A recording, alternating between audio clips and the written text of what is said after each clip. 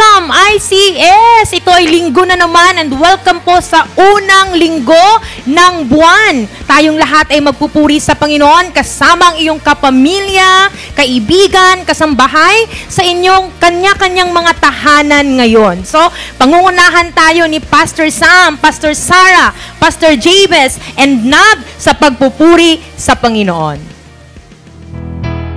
Magandang umaga po sa lahat. Tayo po ay handa na magpupuri sa ating Panginoon sa umagang ito dahil ang ating Panginoon ay karapat-dapat na sambahin at karapat-dapat na purihin. Isingin na po natin ang ating mga kasamahan at sabay-sabay nating mapurihan ang ating Panginoon.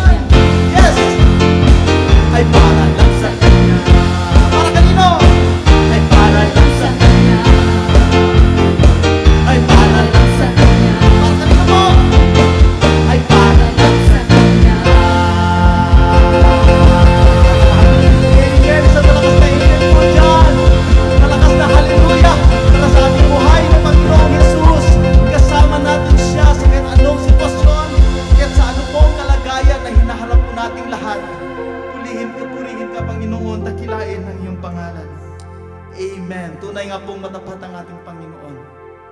Patuloy po natin buksan ang ating puso. Hallelujah.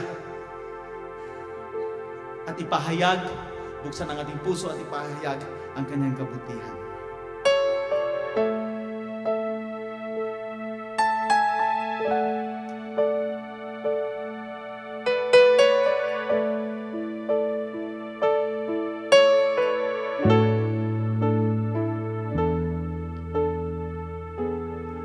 Aming Diyos,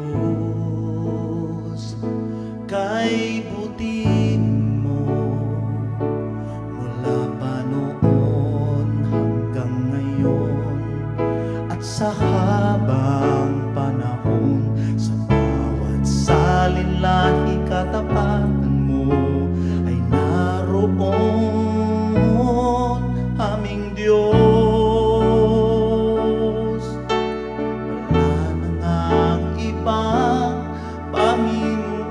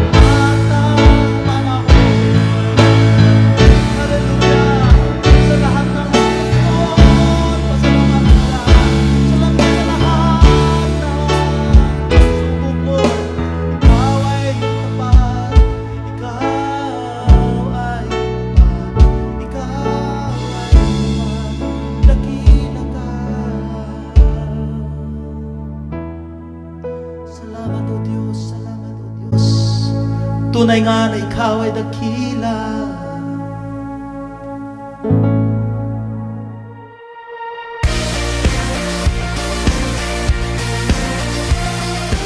Tunay nga na napakabuti ng ating Panginoon mula noon, ngayon at magpakailanman. Ang kabutihan niya sa atin ay hindi nagbabago. Amen? At ito po, isang katunayan na ang Diyos natin ay talagang mabuti sa ating buhay.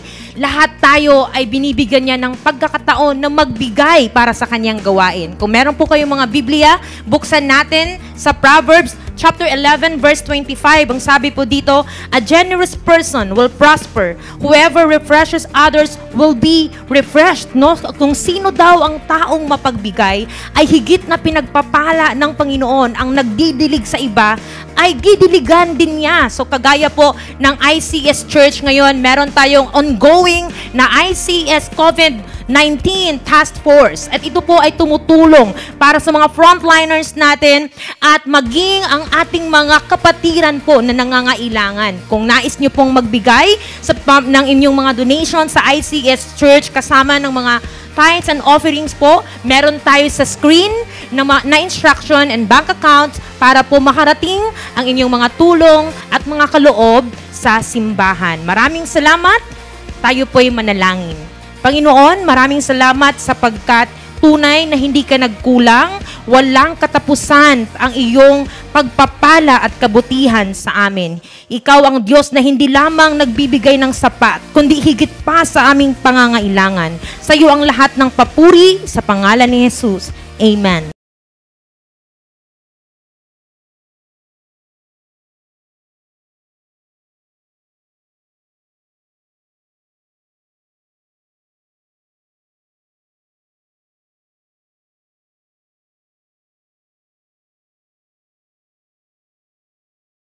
Isa pong magandang umaga muli sa inyo, and we welcome you to the first Sunday of April. Just a reminder, yung communion po natin ay gaganapin po natin yung next Sunday. We're going to be putting out a informational video this coming week as we encourage the whole church to celebrate communion at home. So sa mga kani-kanilang tahanan po tayo, magkukomunyon next Sunday po. Abangan nyo po yung video na yon. As you can tell, bago na po ang set natin ngayon. Yan, kasi nga daw, summer na. And so we're switching to a new set. So this is our new set for the next couple of weeks. We hope that you would na-enjoy nyo po ito. A lot of effort and thought went into creating this from our pastors dito po sa ICS. Kaya maraming salamat sa ating media team and our pastoral staff who took time to do this.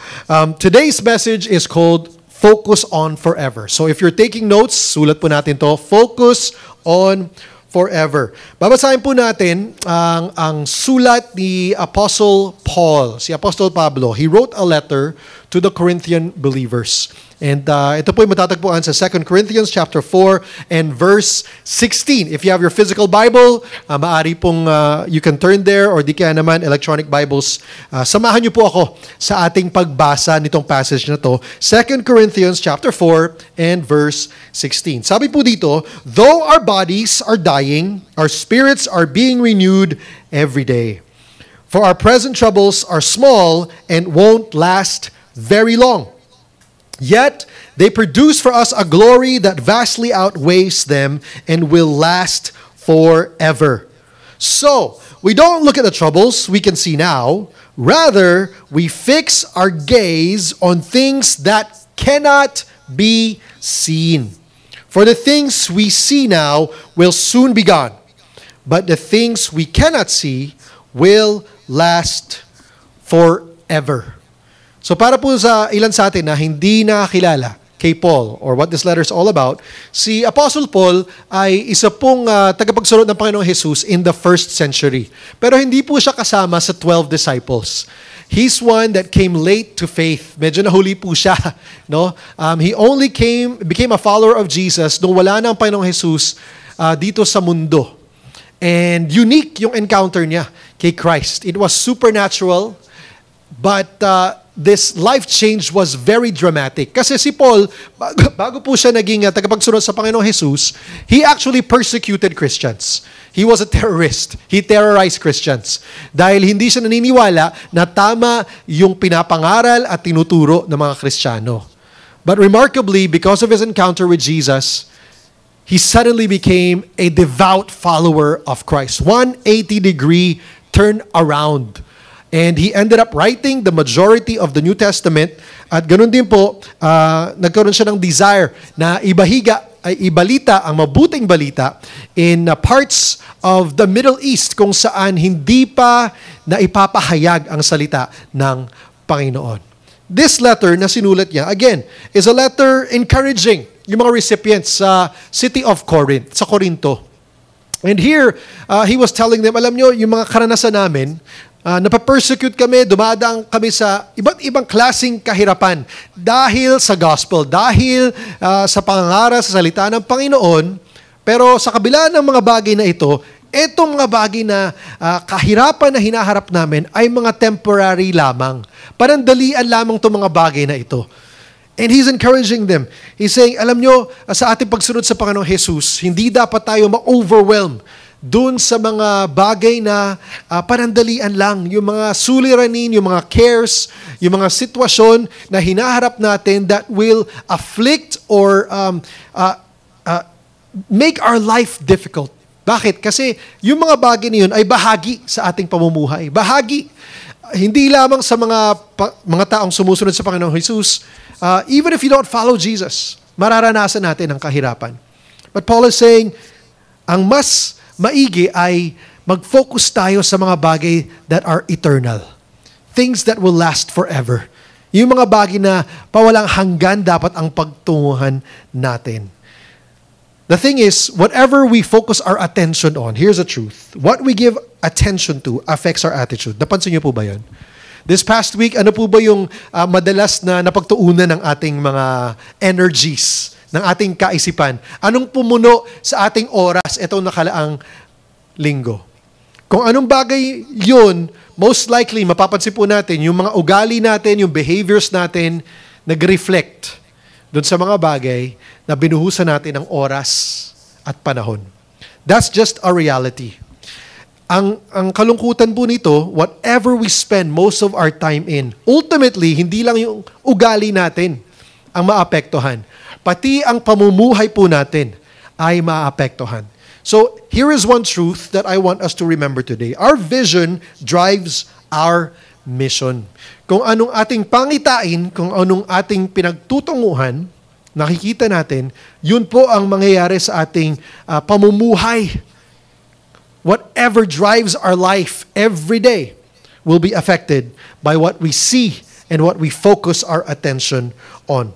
So, paano ba natin maayos yung mga bagay niyon? If temporary things, yung mga panandaliang cares, concerns, difficulties, and situation, ay hindi dapat natin dapat inuubusan ng oras at kalakasan natin, how can we now begin to shift? At yun ang encouragement ni Paul. Dapat magbago ang ating pananaw. Kung nakatungo tayo sa mga kahirapan na hinaharap natin ngayon, kung kulang ang ating needs, no? Ang food natin hindi sapat, ang salapi natin kulang, namimiss natin yung trabaho natin, o di kaya naman, baka sakaling wala na tayong trabaho ngayon or mawawalan tayo ng trabaho. Eto mga bagay na ito, alam nyo, temporary lang yan. Bakit? Dahil ang Panginoon natin ang ating kasama. At siya ang gabay natin. Siya ang magpo-provide sa lahat ng ating pangangailangan. Yun ang pangako niya sa lahat ng mananampalataya sa Kanya. Pero kadalasan, minsan, nakakalimutan natin yun. And we end up getting focused dun sa mga bagay na hindi dapat umuubos, kumakain ng ating oras. So Paul is reminding us today, hey, church in Corinth, ICS Church, let me remind you, let's not lose sleep over temporary concerns, temporary matters. Sickness, virus, the lack of money, even provision. Bakit? God is our supplier. God is the one who will take care of us. So how do we do that? We're going to look at Paul. Tingnan natin kung ano yung ginawa niya. Based on his life and his example, paano ba natin magagawang baguhin ang ating pananaw? So there is a shift from focusing on temporal to focusing on what is eternal. The first thing we need to do is we need to get a revelation of Jesus. Get a revelation of Jesus. Kung wala pa po tayong personal na experience sa Panginoong Jesus, hindi natin siya na-encounter, hindi natin siya nakilala bilang sarili nating tagapagligtas at Diyos, Panginoon ng ating buhay, medyo mahihirapan po tayo dyan. No? Kung kakilala natin sa Panginoong Jesus ay bilang isang tao na namuhay lamang in history, or maaring iba sa atin, hindi naniniwala na totoo siya talagang tao, na he never really lived, mahihirapan po tayo to get our eyes fixed on eternal things. Si Apostle Paul, nagkaroon siya ng personal encounter. And again, in the scriptures, in Acts chapter 22, Dr. Luke, who wrote this letter, nagsulat siya doon patungkol sa istorya ni Paul. Paul talked about his conversion experience. Sabi niya nga doon, he was walking on the road near Damascus. May mga kasama siyang iba pa, kaibigan, and a bright light came. Nasilaw siya at nabulag siya dahil doon sa liwanag. And he heard the voice. Ngunit siya lang nakaunawa nung nagsasalita, yung mga kasama niya hindi naunawaan, narinig yung sa pero hindi naintindihan yung sinasabi. And it was Jesus who was already in heaven at this point who was speaking to Paul. At sinabi niya, Saul, Saul, bakit mo ko pinapersecute? You're the one persecuting me. And from that point on, Paul's life was changed. Kasi hindi siya, at all the way up to that point, hindi siya naniniwala na si Jesus ay tunay na Diyos. But after this encounter, supernatural encounter, his life would never be the same again. Binigyan siya ng instruction ng Panginoong Jesus, pumunta ka, tumuloy ka sa Damascus, at merong bibisita sa iyo doon, dadalaw sa iyo si Ananias, at mag-share sa iyo patungkol sa akin. And sure enough, ganun nga ang nangyari. Dumating si Ananias, pinanalangin siya, gumaling siya, nawala yung pagkabulag niya, at nag-share sila patungkol kay Jesus Christ. And from that point on, bago na. Nagbago na ang pananaw, nagbago na ang direksyon ng buhay ni Paul, at naging clear ang kanyang vision. Kung noon yung vision niya was to persecute Christians, ngayon yung vision niya was to share the message of Jesus Christ, to proclaim who Jesus Christ is wherever he could go. Nagbago. His eyes were now on the eternal. Nagkaroon siya ng personal encounter with Jesus Christ. Until we have a personal encounter with Jesus Christ, mahihirapan po tayo na magkaroon ng pananaw na eternal. Magkaroon ng pananaw patungkol sa buhay na walang hanggan. Mahirap po yun. Even if you're just born into a Christian family. Dahil ang Panginoon Diyos ay walang apo. Sabi nga, ang Panginoon Diyos, ang meron lang siya, anak. No? Anak ng mga spiritual sons and daughters. He doesn't have grandchildren. So, kahit yung magulang mo Kristiyano, ikaw pinanganak sa loob ng tahanan kung saan ang magulang mo ay mga Kristiyano, ngunit hindi ka pa nagpapasya na sumunod sa Panginoong Jesus at tanggapin siya bilang sarili mo tagapagligtas, maaring hindi mo talaga siya kilala pa na lubos. Alam mo tungkol sa Kanya, pero wala ka pang personal experience. Hindi kagaya ni Paul. And that is so important for us today. If we're going to have a life, a vision for what is eternal, dapat po magkaroon tayo ng personal na karanasan sa Panginoong Jesus. Alam niyo po, ang Panginoong Jesus narin lang.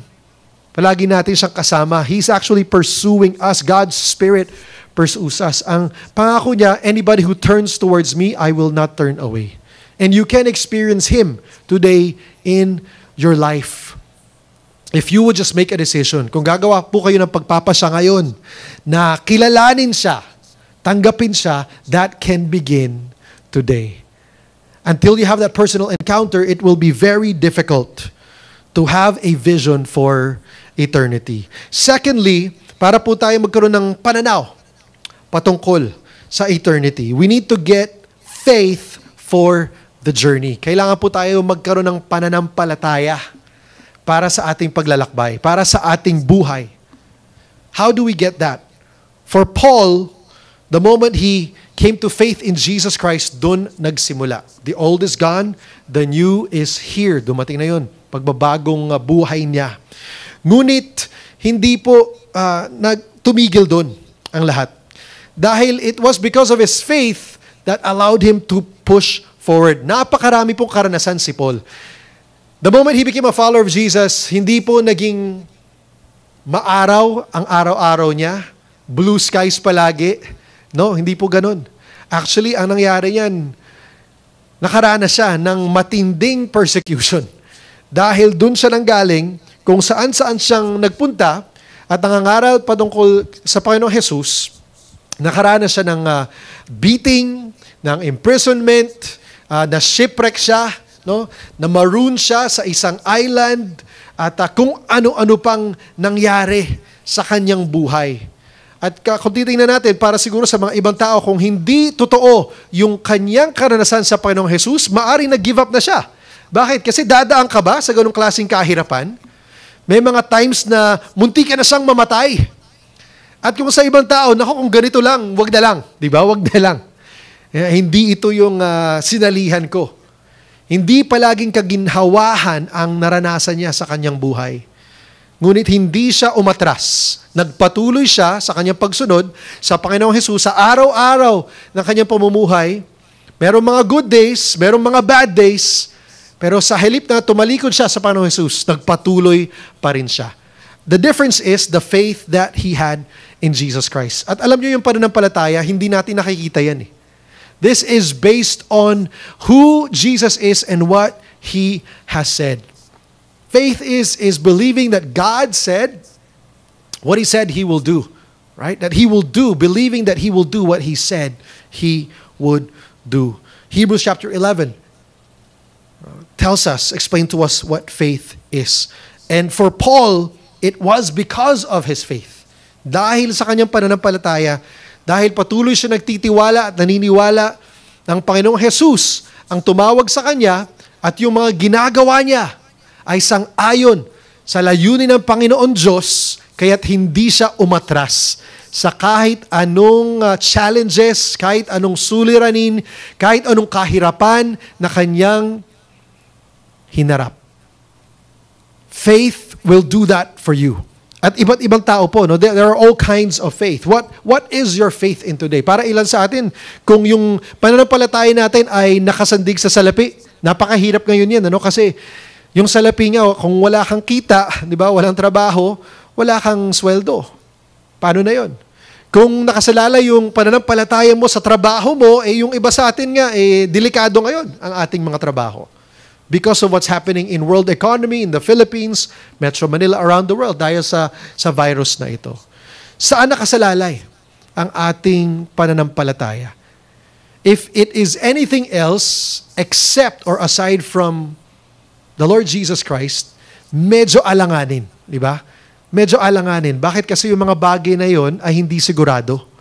Isa lang tayo. Nakakasigurado tayo palagi sa Panginoong Jesus. Bakit? Dahil He is the same yesterday, today, and forever. Yun ang nakasaad sa banal na salita. Maari natin siyang asahan sa kahit anong sitwasyon, sa kahit anong panahon na ating pinagdadaanan. Hindi lang sa panahon kung saan, panahon na kaginhawahan, na ibig sabihin na nandun siya. Lalong-lalo na sa panahon ng kahirapan, kasama pa rin natin ang Panginoon Diyos. At ang magsasabi sa atin nun ay ang pananampalataya natin based on the Scriptures. Kung tayo po'y nananalig, tunay na nananalig sa Panginoong Jesus, magtitiwala po tayo sa kanyang mga pangako na sinabi na niya. If we are gonna focus on eternal things, hindi lang po dapat yung personal encounter with Jesus, revelation, faith for the journey, kailangan din po natin na kumilos. We need to get going and keep moving. Dahil ang pananampalataya po natin ay hindi para sa isip or sa puso lamang. Diba? Ginagawa. Pinapabuhay po natin, isinasa buhay po natin to. We live it out in our life every day. of every moment is important. Si Paul, nung naging tagapagsunod ng Panginoong Jesus, ay hindi muna po na siya nagpunta sa seminaryo, nag-aral ng 2-3 taon bago siya nangaral ng salita ng Panginoon, bago siya nagkwento patungkol sa kanyang karanasan, patungkol sa Panginoong Jesus. Hindi po. Right after he encountered Jesus, no, yung time niya with Ananias, yun na, nagsimula na siya na magbahagi patungkol sa Panginoong Jesus. Alam niyo, ang Panginoon Diyos, hindi nag-aantay para maging perfect tayo. No? Kasi kung ganun lang, hindi maghangyari yun. Bakit? Kasi tayo mismo alam natin ang ating mga kukulangan. Hindi po tayo mga perfect na mga tao. And thank God because He does not wait for us to be perfect. Kahit kung anong kalagayan natin ngayon sa ating buhay na espiritual, maaari na tayong gamitin ng Panginoong Diyos. Bakit? Because of His grace. His grace, His mercy, and His love. Ang kailangan lang niya ay isang taong mananampalataya sa Kanya. The moment we put our faith and trust in Him, ganun din. Pwede niya tayong gamitin.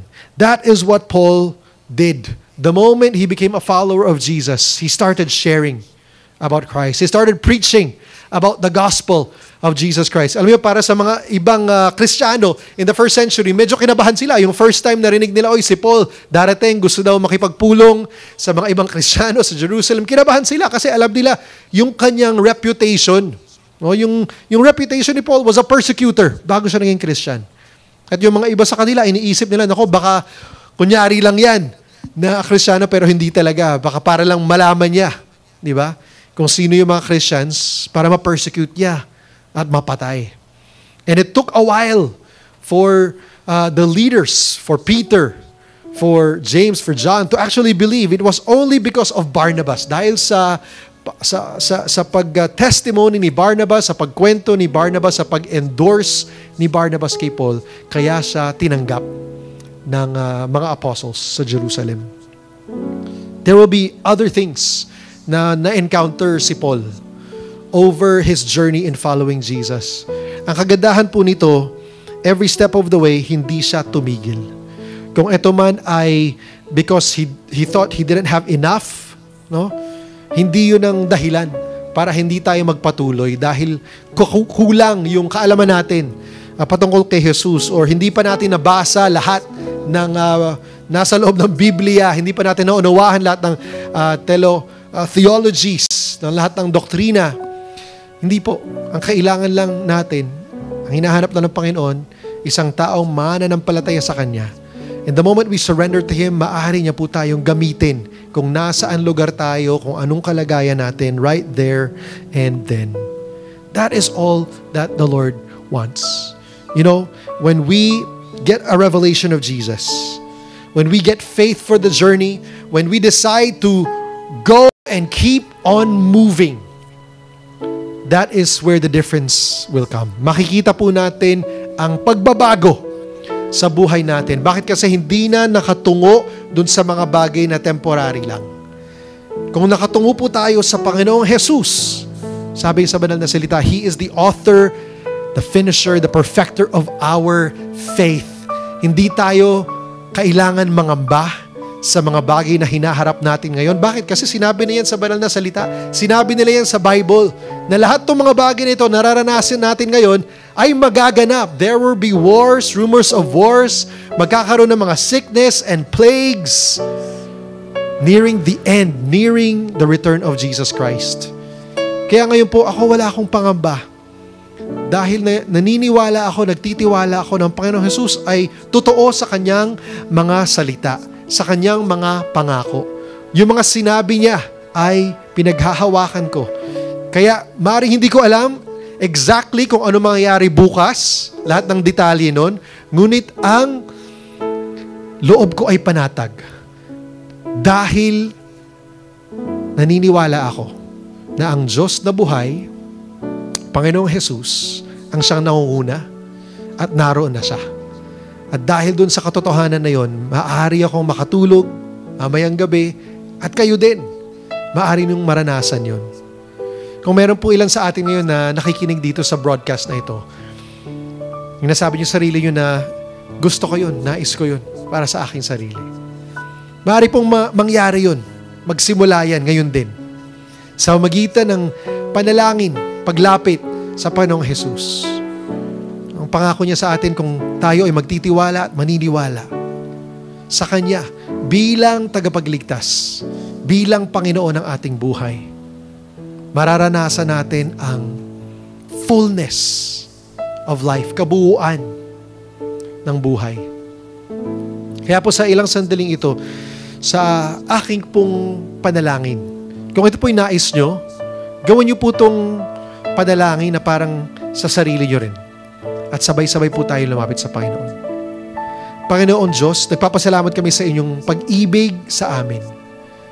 Salamat o Diyos, dahil sa iyong grasya, pinadala mo ang iyong tanging anak na si Jesus upang mabuhay dito sa mundo, mamatay sa krus, at mabuhay muli.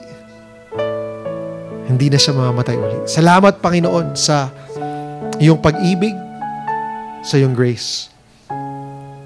Hinihiling ko, O Diyos, na manguna ka sa buhay ko sa mga oras na ito. Nais kong magkaroon ng buhay na mapayapa, kasiyahan, puno ng kasiyahan, at magkaroon ng layunin, O Diyos, ang aking buhay. Inaaniyahan kita na manguna sa buhay ko. Simula ngayon, tinatanggap kita bilang aking Panginoon at hinihiling ko na patawarin mo, O Diyos, ako sa lahat ng aking nagawang kasalanan. Dahil ikaw ay isang Diyos na tapat, alam ko na gagawin mo ito. Kaya po simula ngayon, ako'y mamumuhay para sa iyo. Itong aking dalangin sa pangalan ni Jesus. Amen. Kung kayo po ay nanalangin ng isang ganitong klaseng panalangin, you inviting Jesus to be your Savior and Lord, nais po namin makatulong sa inyo pong paglago at pagsunod sa Panginoon. Maaari nyo po kaming padala ng message dito sa ating Facebook page or di kaya naman pwede rin po kaming mag-email sa prayer@icschurch.com. Ang nais lang po namin ay matulungan kayo sa inyong pamumuhay bilang tagapagsunod ng Panginoong Jesus. Kung kahit anong dako man po tayo ngayon, kahit anong suliranin or kahit ano pong hinaharap na bawat isa sa ating buhay, alalahanin po natin na kasama natin ang Diyos sa araw-araw. Siya po ay isang Diyos na tapat. Ang nais niya po ay mabuhay tayo ng punong-puno ng kasiyahan, kapayapaan na tanging siya lamang at makapagbibigay para sa bawat isa sa atin. Kaya po sa muli po nating pagkikita at pagpupulong-pulong, nawa po maranasan niyo ang pagpapala ng Panginoong Jesus sa araw-araw ng buhay.